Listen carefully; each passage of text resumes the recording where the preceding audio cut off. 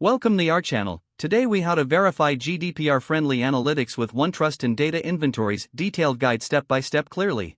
Begin by accessing the OneTrust platform. Log in using your credentials. Navigate to the data mapping module located in the dashboard. In the data mapping section, select Create New Data Inventory. Choose the appropriate data category for your analytics need. Fill in the required details such as data type and the source of data collection. Specify the purpose of data processing related to GDPR compliance. Next, add relevant vendors involved in your data processing activities. Ensure to include details regarding data storage and transfer mechanisms.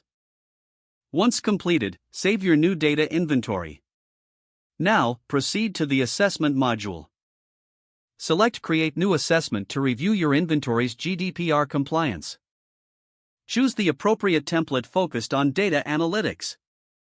Begin answering the questions related to your data inventory.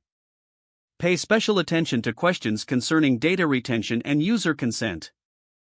Once responses are complete, submit the assessment for review. After submission, check for any compliance gaps indicated in the assessment report. Carefully review the findings and take corrective actions as necessary.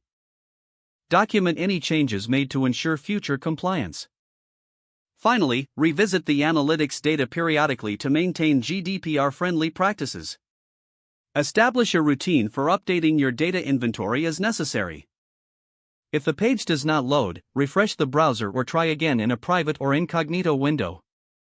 Make sure you are using the correct email address, then retype it carefully to avoid small typos. If your password is not accepted, use the reset option and create a new strong password you can remember. Check your spam folder for verification or security emails, then complete any requested confirmation steps. Enable two-factor authentication if available to improve account security and reduce unauthorized access risk.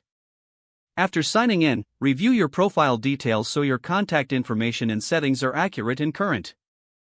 If you see an error message, note it down and try again after restarting your device and internet connection. Log out when you finish, especially on shared devices, to keep your account and payment information secure. Don't forget to like this video and subscribe to our channel for more step-by-step tech guides.